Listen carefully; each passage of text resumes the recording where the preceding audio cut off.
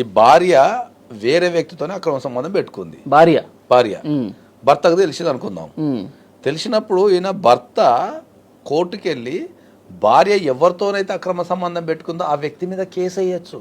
Okay, ఆ person మీద case వేసి నాకు రావాల్సిన ప్రేమని నాతో గడపాల్సిన సమయాన్ని నాకు ఇవ్వకుండా నన్ను మానసిక శోభకు గురి చేసి నా జీవితాన్ని ఖరాబ్ చేసి సమాజంలో నా పరపతి తీసినందుకు, ఓకే, నా ఇజ్జత్ ఖరాబ్ చేసినందుకు ఆ వ్యక్తి దగ్గర నుంచి నాకు కాంపెన్సేషన్ ఇవ్వండి అని వాళ్ళ స్థాయిని బట్టి, ఓకే, 5 లక్షల నుంచి 10 కోట్ల వరకు కూడా అడగచ్చు మనం.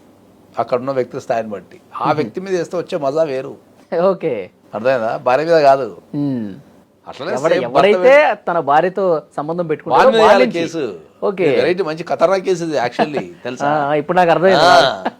ఇది అట్లనే భర్త పెట్టుకున్నాడు అనుకో, భర్త పెట్టుకున్న ఎవరైతే అమ్మాయి మీద వేయచ్చు కేసు, భార్య మీద. ఇది చాలా వర్కౌట్ అవుతుంది. తర్వాత చాలా కేసు కూడా చాలా మజా వస్తుంది.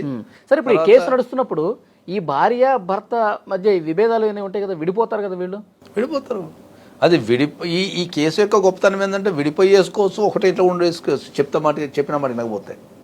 కానీ చాలా వర్కౌట్ అవుతుంది మార్కెట్లో. ఇది చాలా అందరూ గమనించాల్సిన విషయం ఏంటంటే ఎప్పుడైతే అవతల వ్యక్తిని లాక్ చేస్తున్నామో చట్టపరంగా, ఇప్పుడు చూడు మీకు కథనాకు చెప్తా.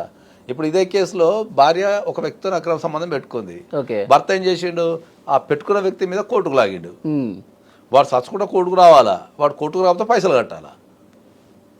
దెబ్బకు సాల్వ్ అయిపోతున్నాయి అవి. అక్రమ సంబంధాలు పెట్టుకోవడం అన్న ఆగిపోతున్నది. వాడు అవతల పారిన పోతున్నాడు. ఈ కోర్టుకు పిలుచుడేది వెరైటీ, నేను పిలుచుడేది అనేది అదన్న అవుతున్నది. పైసలు ఇచ్చి అన్న అది చేస్తున్నారు. అదే ఇంతకుముందు అంటే ఇది లేనప్పుడు